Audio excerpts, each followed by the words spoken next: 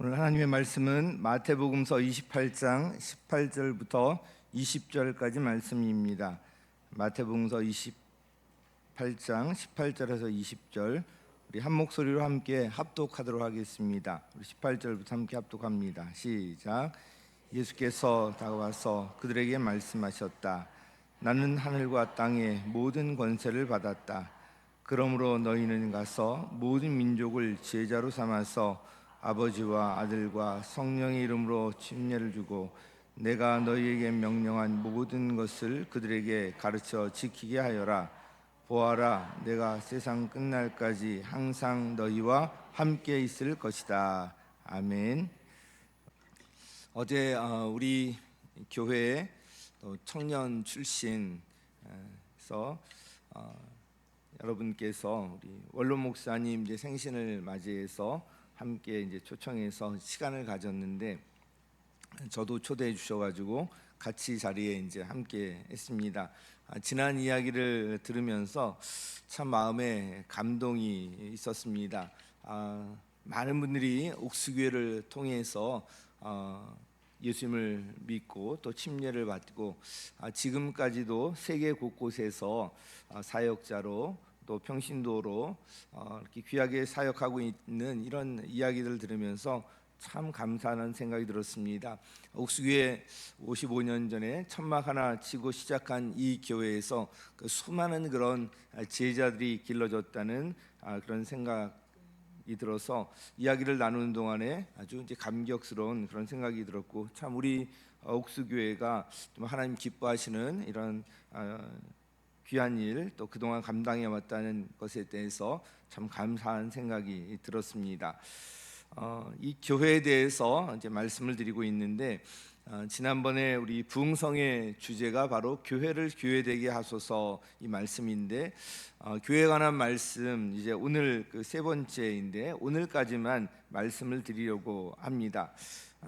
우리 교회는 분명한 그런 교회의 방향, 목표가 있습니다. 바로 이 가정교회를 통해서 신약교회, 즉 성경적인 교회의 회복을 추구하고 있습니다.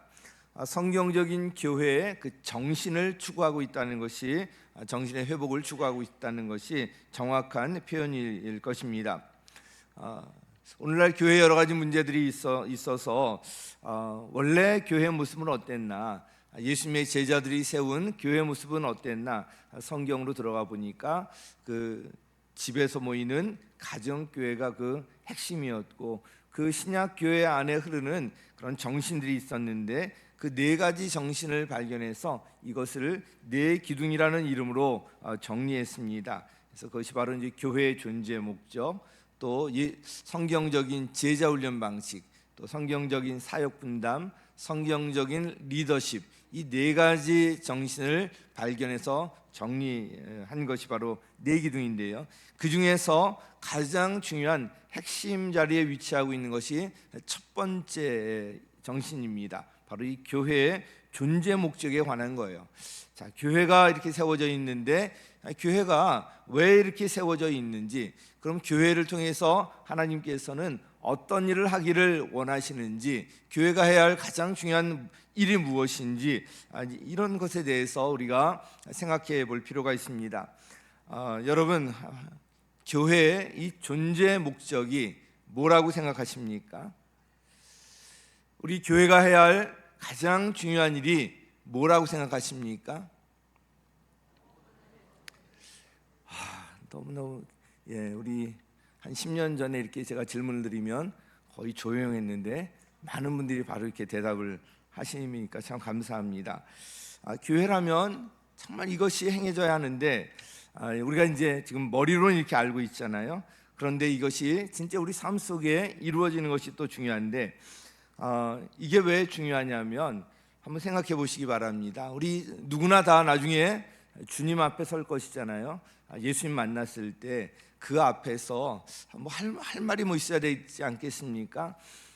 우리 주님께서 이 교회를 너희에게 줬는데 옥수교회 다니면서 어떤 일을 했느냐, 뭐 이런 일 했습니다. 이야기할 때 내가 그거 하라고 교회 세운 거 아니거든, 이렇게 이제 말씀하시면 어떻게 하겠어요? 이제 다시 또 되돌릴 수도 없고 교회가 해야 할 가장 중요한 일이 무엇인지 알면, 여기에 집중하면 나중에 할 말이 있지 않겠습니까?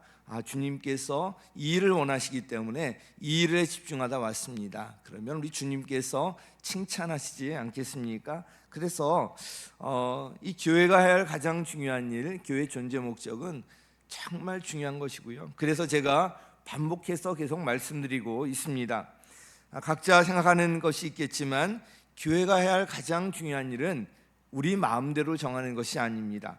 여러분, 교회의 머리가 누구시죠? 예수님이시잖아요. 그럼 교회 머리신 예수님께서 교회를 통해서 어떤 일을 하기를 가장 원하고 계시는지, 예수님은 뭐라고 말씀하시는지, 이것이 중요합니다. 그래서 오늘 본문 말씀인 마태복음서 28장 18절부터 20절, 이 말씀이 바로 교회가 해야 할 가장 중요한 일, 즉 교회가 존재하는 존재 목적에 관한 말씀이라는 것을 믿고 그렇게 이제 해나가고 있습니다. 그래서 첫 번째로 여러분들이 말씀하신 것처럼 같이 읽겠습니다. 시작. 교회의 존재 목적은 영혼군하여 제자 만드는 것이다. 자, 우리 성경 보면 제자 삼는다 돼 있는데 어떻게 삼는가? 영어 성경 보면 make disciples, 제자를 만들어낸다. 그래서 교회를 통해서 제자를 만들어낸다, 이렇게 표현하고 있는데 그것이 사실 더 정확합니다. 그래서 교회 존재 목적은 영혼군하여서 그들을 예수님의 제자로 만드는 것입니다. 대개 사람이 죽기 전에 가장 중요한 말을 유언으로 남기지 않습니까? 근데 오늘 이 본문 말씀이 예수님께서 이 땅에서 승천하시기 직전에 마지막으로 제자들에게 남기신 유언과 같은 말씀입니다. 예수님께서 부르셔서 공생의 사역 기간 동안에 함께했던 12명의 제자를 특별히 뭐라고 부르죠? 사도라고 부르잖아요. 그죠? 12사도, 우리 이런 이야기 하잖아요. 이 사도란 말, 사도, 보낼사, 무리도, 보내심을 받은 무리라는 뜻을 갖고 있는데요. 이 말에서도 알 수 있는 것처럼 이 사도들은 어떤 한 곳에 머물러서 목회하는 것이 아니라 복음의 불모지에 찾아가서 그 곳곳에 복음을 전해서 그것을 교회를 세우는 이런 일을 했던 것이 바로 사도들의 주요 사역이었습니다. 또 신약 성경에 보면 많은 교회들이 세워지는데 이 사도 바울이 나중에 부르심을 받고 사도 바울을 통해서 세워진 교회가 참 많잖아요. 그렇게 곳곳에 교회를 세우는 일을 하는 사람이 바로 사도입니다. 오늘 말씀은 이제 교회를 세우러 나갈 사도들을 향해서 예수님께서 유언처럼 남기신 말씀입니다. 곳곳에 교회를 세우고 그 교회에서 어떤 일을 해야 하는지 당연히 그 가장 중요한 핵심을 유언처럼 제자들에게 남기셨을 것입니다. 그래서 사도들은 곳곳에 교회를 세우고 예수님께서 마지막으로 분부하신 이 말씀대로 행하려고 힘썼습니다. 사도행전에 그 모습이 그대로 기록되어 있습니다. 그러므로 오늘 본문 말씀이 바로 교회가 해야 할 가장 중요한 일, 즉 교회의 존재 목적이요 교회의 제1의 사명이라고 할 수가 있습니다. 우리 마태복음 28장 19절 20절 우리 그 부분 다시 한번 읽도록 하겠습니다. 그러므로 시작.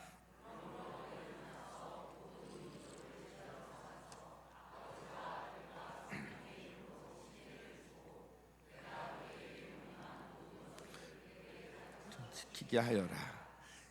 이것이 예수님께서 승천하시기 직전에 제자들에게 남기셨던 마지막 유언과도 같은 말씀입니다.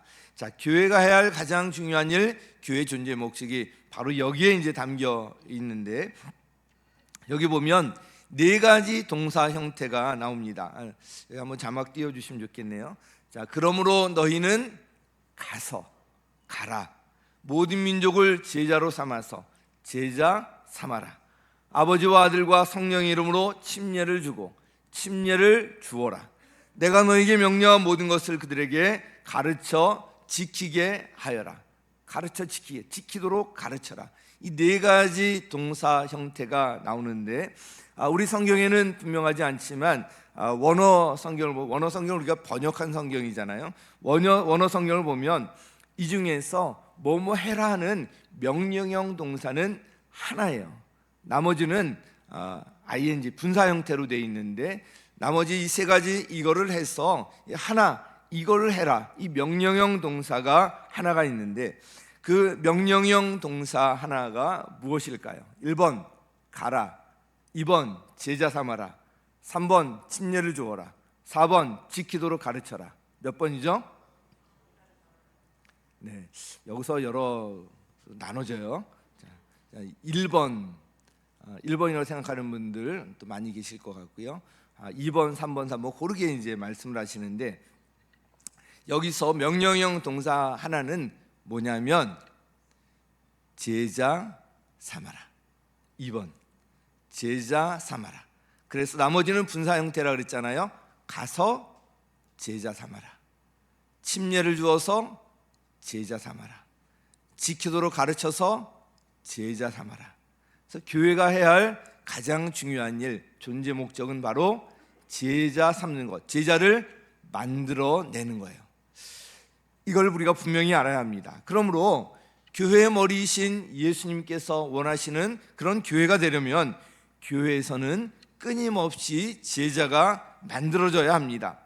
교회에서 해야 할 여러 가지 일들이 있을 것입니다. 예배, 봉사, 선교, 구제 등 많은 활동이 있는데 이런 많은 활동을 하면서도 제자가 만들어지지 않는다면 그 교회는 존재 목적을 잃고요, 엄밀한 의미에서 교회라고 할 수가 없는 것입니다. 제자가 만들어져야 교회라는 것입니다. 그러면 이 제자가 어떤 사람이죠?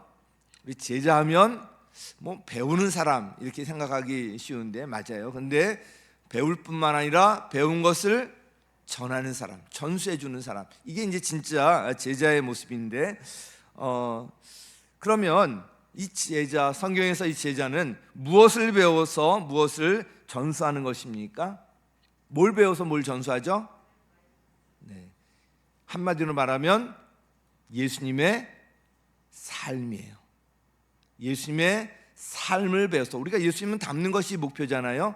예수님의 삶을 닮아서 그것을 다른 사람에게 전수해 준 것, 전하는 것, 이것이 바로 제자의 모습입니다.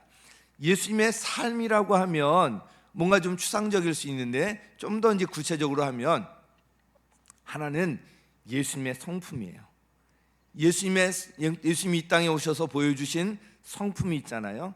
예수님의 그 성품을 닮아서 그것을 다른 사람에게 전해줄 때 그걸 예수님의 제자가 된다고 이야기합니다. 대표적으로 성령의 9가지 열매가 예수님의 성품을 대표하는 건데 뭐가 있죠? 사랑과 희락과 사랑과 화평, 기쁨, 그다음에 오래 참음, 자비, 양선, 충성, 온유, 절제. 뭐 이런 망라한 것은 아니지만 예수님의 성품을 대표하는 이런 것들, 온유하시고 이런 것들을 배워서 다른 사람에게 전수해 줄 때 예수님의 제자로 만들어져 가는 거고요. 또 하나는 예수님의 성품을 담는 것과 더불어서 예수님께서 이 땅에 오셔서 하신 일들이 있잖아요. 살아가면서 하신 일들, 대표적으로 가르치고 치유하고 전파하고 뭐 이런 일들을 하셨는데 예수님께서 이 땅에 오셔서 하신 일들, 이걸 사역이라고 하는데 이 사역을 바로 닮아서 이것을 다른 사람에게 전수해 줄 때 바로 예수님의 제자가 된다고 되어간다고 할 수가 있습니다. 이 사역을 위해서 우리에게 주신 것이 뭐냐면 성령의 은사인 거예요. 우리 모두에게 각자에게는 성령의 은사 한 가지 이상씩을 주셨습니다. 은사를 그냥 주시는 것이 아니라 우리 한 몸의 지체로서 어떤 일이라도 할 수 있도록 예수님을 닮아갈 수 있도록 은사를 주신 거예요. 그래서 우리가 사역 선택지를 통해서 사역을 선택하도록 말씀을 드렸는데 바로 예수님께서 하신 이 일들을 작은 일이라도 하나라도 할 수 있도록 그렇게 기회를 드린 것입니다. 예수님의 성품과 예수님의 사역을 닮아갈 때 바로 예수님의 제자가 되어간다고 할 수가 있습니다. 오늘 본문 말씀을 보면 교회에서 제자가 어떻게 만들어지는지 구체적인 방법들이 제시되어 있습니다. 바로 이 분사 형태로 기록된 나머지 것인데요, 이 세 가지가 기록되어 있습니다. 그래서 첫 번째는 제자를 만들기 위해서는 가야 합니다. 같이 읽습니다. 시작. 제자를 만들기 위해서 어떻게 하라고요? 가라. 그래서 가서 제자 삼는 것입니다. 제자를 만들어내기 위해서는 믿지 않는 사람들, 우리 교회에서 이분들 전도하려고 하는 분들 뭐라고 불러요? VIP라고 부르잖아요. VIP에게 가야 합니다. 믿지 않는 사람이 스스로 교회를 찾아오는 경우를 기대하기는 참 어렵습니다. 믿지 않는 사람을 구원하여서 제자를 만들어내기 위해서는 우리가 먼저 가야 하는 것입니다.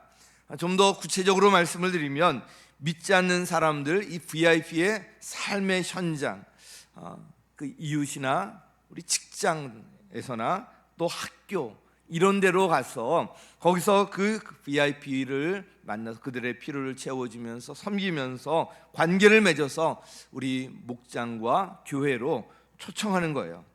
그래서 우리 교회뿐만 아니라 우리 강 목장은요, 가서 제자를 만들어내는 최전방에 위치하고 있다고 할 수가 있습니다. 이 목장에서 믿지 않는 영혼들에게 가는 그 현장이 바로 가장 중요한 현장이 우리 교회에서 목장이에요. 목장은 그래서 믿지 않는 VIP에 관심을 갖지 않고 그들을 위해서 기도하지 않고 그들을 섬기지 않으면 목장의 존재 목적을 다하지 못하고 있는 것입니다. 두 번째 방법은요, 제자를 만들기 위해서 침례를 주라는 것입니다. 자, 시작. 제자를 만들기 위해 침례를 주라.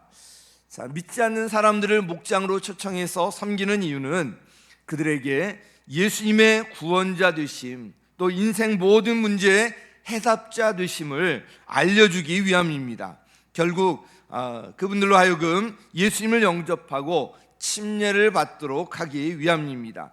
그래서 예수님을 영접할 기회를 드리기 위해서 우리 행복한 만남 네 번째 주에 예수 영접 모임을, 예수님을 영접하는 그 모임을 갖고 있고요, 매월 둘째 주에는 우리 교회에서 침례식을 항상 준비하고 있습니다. 언제든지 예수님의 명령에 따라서 이 일을 할 수 있도록 하고 있어요. 그래서 예수님을 영접하고 침례를 받는 것, 이것은 미룰 일이 아니라 바로 이제 해야 할 일입니다. 예수님 없이 살아가는 사람들의 내면을 자세히 들여다보면 아주 고독합니다. 겉으로는 화려해 보이는 사람들도 그 내면에는 외로움과 공허감이 그 마음을 지배하고 있습니다. 그래서 화려해 보이는 연예인 스타들 중에서도 이 외로움을 참지 못하고 자살하는 그런 사람들도 우리가 종종 보는데, 그 속에 있는 외로움과 공허함 때문입니다. 그런데 그것은 하나님만이 채우실 수 있는 마음의 빈 공간이 있기 때문에 그렇습니다. 그 마음의 빈 공간은 예수님만이 채우실 수 있습니다. 그래서 예수님을 영접할 때 비로소 그 무엇으로도 해결할 수 없었던 외로움과 이 공허함의 그 문제를 근본적으로 해결할 수가 있는 것입니다. 자, 그래서 제자를 만들기 위해서는 침례를 주라는 거예요. 침례를 주는 것, 믿지 않는 영혼 그를 구원해서 예수님을 영접하게 해서 침례를, 구원의 자리로 인도하는 것입니다. 세 번째는 제자를 만들기 위해서는 가르쳐 지키게 하라는 것입니다. 같이 읽습니다. 시작. 자, 이게 단계적으로 되어 있다는 것을 아마 느끼실 거예요. 믿지 않는 사람들에게 가서 일단 목장과 교회로 초청하는 거예요. 그 다음에 이 믿지 않는 이분들이 예수님을 영접하고 침례를 받을 수 있도록 목장에서, 교회에서 열심히 이제 도와서 그러는 거예요. 그러고 나서 어떻게 하는가? 이제 제자가 만들어져 나갈 수 있도록, 성장 성숙할 수 있도록 지키도록, 예수님의 가르침을 지키도록 가르치는 것입니다. 지식적으로 가르쳐서 머리에만 머무르는 것이 아니라 지키도록 가르치는 것입니다. 그래서 예수님을 닮은 삶을 살아낼 수 있도록 그렇게 하기 때문에 우리가 삶 공부라고 이야기합니다. 그런데 가르치고 나아가서 지키게 하려면 배운 것을 적용하고 훈련하고 연습할 수 있는 현장이 반드시 필요합니다. 혼자 어디 나가서 참 하기가 쉽지가 않아요.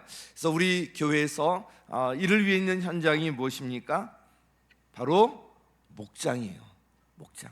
이 배운 것을 실천하고 연습하고 훈련할 수 있는 현장이 우리 목장인 것입니다. 그래서 이 삶 공부와 목장 모임은 서로 긴밀하게 연결되어 있습니다. 삶 공부를 통해서 지식적으로 배운 것을 실제로 이 목장에서 한번 적용해 보는 거예요. 적용하면서 연습하고 훈련해서 이걸 가지고 세상에 나가서 그대로 한번 살아보는 거예요. 훈련과 연습 없이 세상에 나가서 그렇게 살기 어렵습니다. 우리 배울 뿐만 아니라 이런 것들 목장에서 연습하고 훈련하고 세상에 나가서 빛으로 소금으로 살아가는 거예요. 크리스찬으로서 하나님의 자녀답게 살아가는 거예요. 그래서 이 목장은 너무나도 중요한 것입니다. 우리 교회에서 이 목장이 그래서 가장 중요한 제자 훈련의 현장인 것입니다. 가서 침례를 주어서 지키도록 가르쳐서 그들을 예수님 닮은 제자로 만들어내는 것이 교회의 가장 중요한 사명, 즉 존재의 목적입니다. 이것을 한마디로 표현하면 믿지 않는 영혼에 가서 그들을 예수님 영접하도록 하고 침례받도록 하고 그들을 지키도록 가르치잖아요. 한마디로 말하면 믿지 않는 영혼 구원하여서 예수님 닮은 제자로 만드는 것, 영혼 구원하여 제자 만드는 것, 이것이 바로 교회의 존재 목적 제1의 사명인 것입니다. 자, 이렇게 영혼 구원하여 제자 만드는 것이 교회의 존재 목적인데 이것을 그러면 어떻게 이루어나갈까? 이것을 가장 이루어나가기 적합한 구조가 바로 가정교회라는 것입니다. 두 번째 같이 읽습니다. 시작.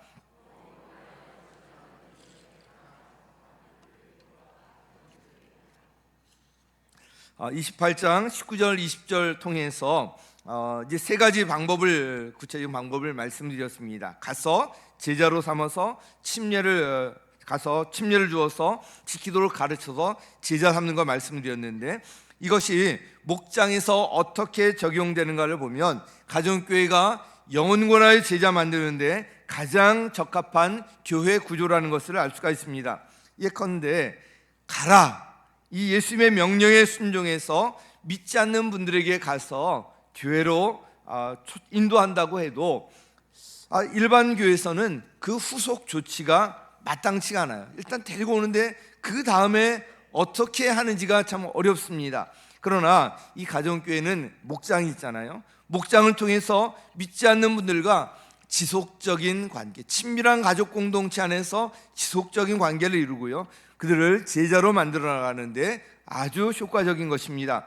목장에서의 교제와 섬김을 통해서 그분들의 실질적인 필요를 채워주고요, 예수님과 함께 사는 것이 어떤 것인지 우리 목장 식구들이 삶을 통해서 보여줄 수 있기 때문에 그렇습니다. 후속 조치가 이어진다는 것입니다.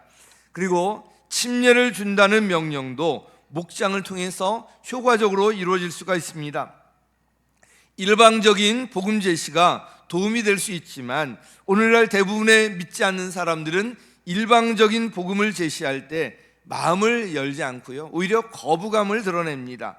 그분들이 원하는 것은 자신의 문제나 고민거리를 진심으로 들어줄 수 있는 그런 이제 상대들입니다. 그리고 그 믿지 않는 사람들이 보기를 원하는 것은 믿지 않는 사람들의 삶의 모습이에요. 말은 그렇게 하는데 정말 그렇게 살려고 하고 있는가, 살려고 애쓰고 있는가, 이런 것들을 보기 원하는 거예요. 믿는 사람들에게서 바로 세상과 다른 삶의 모습들을 이제 볼 때 그들이 복음에 대한 궁금함이 생기고요, 결국은 이제 주님을 에게로 나올 수가 있는 것입니다. 세상 사람들은 환경에 좌우되는 그런 삶을 사는데 믿는 사람들 보니까 전혀 기쁠 것 같지 않은 그런 상황에서도 정말 기뻐하는 삶을 살고, 감사할 수 없는 상황 가운데서 감사하고, 정말 사랑할 수 없는 그런 사람을 사랑하고 섬기고, 이런 모습들을 보면서 뭔가 다른 것이 있구나 이러면서 주님 앞에 나오기로 결심을 하고 예수를 영접하고 침례를 받게 되는 것입니다. 이런 과정이 바로 목장을 통해서 가능합니다. 또 가르쳐 지키게 하라는 명령도 보면 목장을 통해서 효과적으로 이루어질 수가 있습니다. 예수님은 이제 막 영접한 사람을 가장 잘 이끌어 줄 수 있는 위치에 있는 사람은 바로 그 사람을 인도한 사람입니다. 근데 목장 안에서는 이 VIP를 목장으로 인도한 사람과 목자님이 중심이 되어서 그 VIP를 섬기고 이끌어주기 때문에 복음에 대해 마음이 열리기가 쉽고요, 계속해서 예수님을 영접하여 침례를 받게 하고 예수님을 닮아 성장하도록 양육하는 모든 것이 포괄적으로 이루어질 수가 있습니다. 지금 목장이 바로 믿지 않는 한 영혼을 예수님을 닮은 제자로 만들어가는 그런 제자 훈련의 현장이 되는 것입니다. 오늘 본문 말씀은 예수님께서 우리에게 주신 지상 대명, 지상 명령이고요, 주님의 소원입니다. 이것을 위해서 우리 교회를 주신 것입니다. 그것은 바로 가서 침례를 주어서 지키도록 가르쳐서 예수님 닮은 제자를 만들어내는 것입니다. 한마디로 말하면 믿지 않는 사람, 즉 VIP를 영혼권하여 제자를 만들어내는 것입니다. 일을 하라고 주님께서 우리에게 교회를 주셨어요. 교회가 할 여러 가지 중요한 일들이 있지만 교회가 해야 할 가장 중요한 일은 바로 뭐예요? 영혼권하여 제자 만드는 거예요. 이 정신을 담고 있는 것이 세 축입니다. 삶 공부와 목장 모임과 우리 예배드리는 지금 주일 연합 예배가 이 세 축인데, 그 중심에 이 네 가지 정신, 그 중에서 교회의 존재 목적, 이 첫 번째 정신이 녹아 들어가 있어야 하는 것입니다. 삶 공부를 예로 들면 삶 공부의 목적은 주님의 말씀을 가르쳐서 지키게 함으로써 영혼권하여서 그를 제자로 만드는 거예요. 목장 모임의 목적 역시 하나님의 임재 가운데서 하나님의 따뜻한 사랑과 심령의 치유, 하나님의 능력을 체험하면서 영혼권하여 제자를 만들어가는 것입니다. 주일연합 예배 마찬가지로 하나님의 임재 가운데 의지적인 결단과 헌신을 통해서 영혼권하여 제자를 만들어가는 것입니다. 이러한 교회의 존재 목적을 분명히 인식하고 온 교회가 이 방향에 초점을 맞추고 나갈 때 주님께서 기뻐하시고 소원하시는 건강한 신약교회를 세울 수가 있는 것입니다. 자, 이렇게 가정교회가 가장 적합한 구조라고 말씀을 드렸는데, 영혼권하에서 제자 만드는 이 일에 교회 목장이 집중해 나갈 때 바로 주님의 초자연적인 능력을 경험할 수가 있습니다. 세 번째 같이 읽습니다. 시작.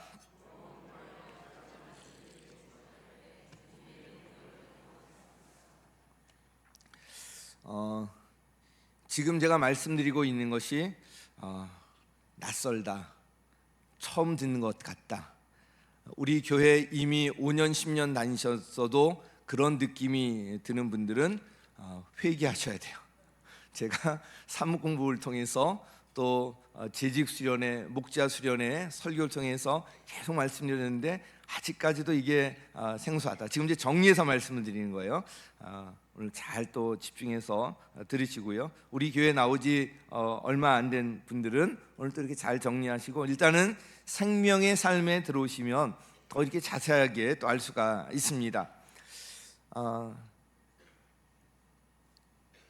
영혼권하여 제자 만드는 일에 집중할 때 바로 주님의 능력을 경험할 수가 있습니다. 성경을 보면 이 주님의 능력을 두 가지 측면에서 경험할 수가 있습니다. 하나는 영혼 구원의 현장이에요. 사도행전을 보면 이런 일들로 아주 가득 차 있는데요, 사도행전 특별히 8장에 보면 사마리아에서 일어났던 놀라운 일이 기록되어 있습니다. 사도행전 8장 7절 8절 함께 읽습니다. 시작. 사람에게서 악한 귀신들이 소리를 지르면서 나갔고 많은 중풍병 환자와 지체 장애인이 고침을 받았기 때문이다. 그래서 그 성에는 큰 기쁨이 있었다. 뭐가 있었다고요? 큰 기쁨이 있었어요. 악한 귀신들이 떠나가고 이 중풍병 환자, 지체 장애인, 이런 중병들이 고침을 받게 되는 일이 있으니까 아주 큰 기쁨이 있었다는 것입니다. 우리 교회 역사도 보면 이런 일들이 계속 일어나고요, 그래서 우리 교회 안에 큰 기쁨이 있고 이것을 경험한 분들이 이 자리에도 아주 많이 계실 것입니다. 자, 그런데 이 일이 어떻게 이 사마리아 성에 일어나게 됐는가? 사도행전 8장 5절 같이 읽겠습니다. 시작. 빌립은 사마리아 성에 내려가서 사람들에게 그리스도를 선포하였다. 자, 빌립은 7 집사, 7 일꾼 중에 한 사람이었습니다. 바로 평신도 리더였는데 이 빌립의 역할이 얼마나 중요했는지 알 수가 있습니다. 빌립이 갔던 곳은 바로 사마리아 성이었습니다. 이 사마리아 성은 모든 사람들이 유대인들이 가기를 꺼려했던 곳이었습니다. 빌립 역시도 가고 싶지 않았을 것입니다.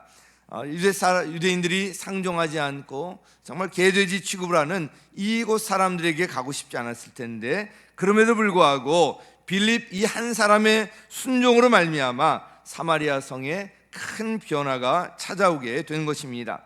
사마리아와 이런 관계도 생명의 삶에 들어오시면 제가 또 말씀드릴 기회가 또 있습니다. 빌립이 이 사마리아 성에 내려가서 무엇을 했길래 이런 놀라운 일이 일어났을까요? 그가 한 일은 다른 것이 아니라 예수 그리스도를 선포하는 일이었어요. 복음을 전했는데 이 복음을 전할 때 놀라운 이런 일들이 일어났다는 것입니다. 지금 영혼권의 현장에 바로 이 놀라운 주님의 능력이 초자연적인 역사가 일어났던 것입니다. 교회가 교회의 존재 목적에 집중할 때 교회에 바로 이런 일들이 일어나게 됩니다. 목장의 존재 목적인 영혼군하여 제자 만드는 일에 집중할 때 목장 안에서 바로 이런 일들이 일어나게 되는 것입니다. 왜 이런 능력을 경험하지 못하고 왜 그렇게 시들해 있는가? 영혼권하여서 제자 삼는 교회의 본질적인 사명에 집중하지 않기 때문에 그렇습니다. 이 일을 우리가 그래서 회복해야 하는 것입니다. 또한 이 주님의 능력은 예수님을 닮은 제자로 만들어져 갈 때 경험할 수가 있습니다. 우리가 예수님의 제자가 되고 있는지 어떻게 알 수가 있는가? 우리가 예수님의 제자가 되고 있는지 어떻게 알 수 있는가? 어떻게 알 수 있죠? 어떤 교회에서 제자가 만들어지고 있는지 어떻게 알 수 있죠? 우리 목장에서 제자가 만들어지고 있는지 어떻게 알 수가 있죠? 제자가 만들어지는 목장과 제자가 만들어지는 교회에는 간증이 많아요. 간증이 많아요. 옛날 간증이 아니라 어제 오늘 이 간증이 삶 자체가 끊임없이 간증으로 이어져요. 어제도 제가 이제 그 모임에서 그런 말씀을 드렸었는데 참 간증이 많은 그런 것을 들으면서 참 기뻤습니다. 제자가 만들어지는 증거는 바로 이 간증이 많다는 것인데, 간증이 많다는 것은 바로 이 삶의 변화가 있다는 거예요. 삶의 변화가 있기 때문에 그동안에 살아온 것과 정말 예수님의 제자로서 다른 삶의 모습이 있기 때문에 이것이 정말 간증으로 계속 나오는 것입니다. 특히 우리에게 치유의 역사가 일어나고 있는지 보면 잘 알 수가 있는데, 누구나 이 내면의 상처를 갖고 있는데 그 근본적인 치유는 다른 것으로는 안 되지만 예수님을 닮아갈 때 예수 그리스도 안에서 비로소 치유를 통해서 주님의 능력을 경험할 수가 있습니다. 근데 예수님의 삶 가운데 가장 눈에 띄는 모습이 바로 이 용서입니다. 우리 누가복음 23장 34절 우리 같이 읽겠습니다. 시작.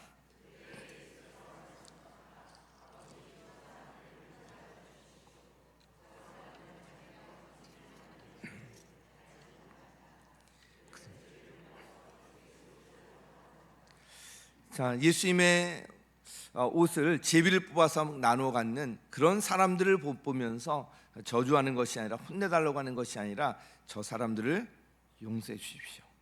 자기나 하는 일을 모른다고 하시면서 끝까지 십자가에서 운명하기 직전까지도 용서를 선포하셨습니다. 마지막 숨을 거두는 순간까지도 용서의 본을 보이신 것입니다. 사도 바울 역시도 예수님의 이 본을 따라 이 용서라는 말씀을 전하는데, 우리 에베소서 4장 32절 우리 같이 읽겠습니다. 시작. 서로 친절히 여기며 불쌍히 여기며 하나님께서 그리스도 안에서 여러분을 용서하시는 것과 같이 서로 용서하십시오. 서로 용서라고 말씀하고 있습니다. 그런데 의외로 많은 우리 분들이, 우리 성도님들 중에도 용서 못하는 분들이 계신 것 같아요. 이 사람만큼은, 이 일만큼은 절대로 용서할 수 없어. 이 인간을 어떻게 용서해? 막 이런 분들이 계시거든요. 근데 사실은 용서는 그 사람을 위한 것이 아니라 자기 자신을 위한 거예요. 용서하지 못하고 있으면 늘 이게 마음에 응어리가 있어서 예수님을 닮아서 성장할 수가 없습니다. 이 용서하지 못하는 마음이 중심에 있으면 이것이 그 은연중에 다른 사람에게 영향을 끼치고요, 공격적인 성향, 이 상처가 또 밖으로 표출되는 이런 일들이 있어서 결국은 자기 자신을 위한 것이 이 용서입니다. 예수님처럼 이 용서하는 모습이 우리 안에 있을 때 우리는 내면의 치유를 경험할 수가 있고요, 이것은 경험해 본 뿐만이 아마 그 기쁨을 아실 것입니다. 그런 과정을 통해서 예수님을 닮아서 성장하며 예수님의 제자로 세워져 갈 수가 있는 것입니다. 교회의 제1의 사명 내지 존재의 목적은 바로 영혼 권하여 제자 만들어내는 것입니다. 옥수교회가 존재하는 목적도 바로 여기에 있습니다. 이 목적을 효과적으로 이루어 나가기 위해서 우리 가정교회를 하고 있고요, 또 우리 목장이 존재하고 있습니다. 그래서 목장은 단순한 친목 모임이 아닙니다. 목장은 주님께서 교회에 주신 사명을 달성하기 위한 사명 공동체여야 한다는 것입니다. 그러므로 목장의 사명도 역시 영혼 권하여 제자 만들어내는 것입니다.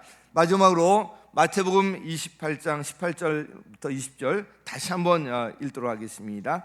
시작. 나는 하늘과 땅의 모든 권세를 받았다. 너희는 가서 모든 민족을 제자로 삼아서 아버지와 아들과 성령의 이름으로 침례를 주고 내가 너희에게 명령한 모든 것을 그들에게 가르쳐 지키게 하여라. 보아라, 내가 세상 끝날까지 항상 너희와 함께 있을 것이다. 아멘. 이 말씀을 우리가 꼭 붙들어야 합니다. 사랑하는 성도 여러분, 우리 이런 교회 좀 이뤄나가십시다. 목장을 통해서 예수님의 모습을 닮아가고요, 그 과정 속에서 우리의 모난 성격이 다듬어지고 우리 내면의 상처가 치유되고 우리 잘못된 그런 악습들이, 생활 습관들이 고쳐지기는 그런 감격이 끊임없이 일어나게 되기를 바랍니다. 또한 믿지 않는 사람들이 목장에 들어와서 먼저 믿는 분들의 모습을 보면서 예수님을 영접하고 침례받는 감격스러운 이 모습이 지속적으로 일어나길 간절히 바랍니다. 방금 읽은 마태복음 28장 18절부터 20절 보면 나는 하늘과 땅의 모든 권세를 받았다. 예수님께서 하늘과 땅의 모든 권세를 받으셨다고 말씀하시면서 마지막에 뭐라고 하시죠? 보아라, 내가 세상 끝날까지 항상 너희와 함께 있을 것이다. 세상 끝날까지 누가 항상 함께 계세요? 주님이, 예수님께서. 그 주님이 어떤 분이에요? 하늘과 땅의 모든 권세를 받으신 그 주님께서 세상 끝날까지 항상 우리와 함께 계시겠다고 약속하셨습니다. 이것이 얼마나 우리에게 큰 힘이 됩니까? 그런데 그 가운데 있는 그 말씀이 바로 그러므로부터가 교회의 존재 목적에 관한 말씀인데, 여기에 우리가 집중할 때 하늘과 땅의 모든 권세를 가지신 예수님께서 함께 하시는, 세상 끝날까지 항상 함께 하시는 그런 초자연적인 놀라운 능력을 우리 가운데 경험할 수가 있다는 것입니다. 영혼 권하에서 제자 만드는 이런 현장 가운데 하늘과 땅의 모든 권세를 가지신 예수님께서 세상 끝날까지 항상 함께 하시는 그런 능력을 우리가 경험할 수가 있을 것입니다. 우리 옥수교회, 우리 각 섬기는 목장이 이런 교회와 목장이 되기를 예수님의 이름으로 간절히 축원합니다.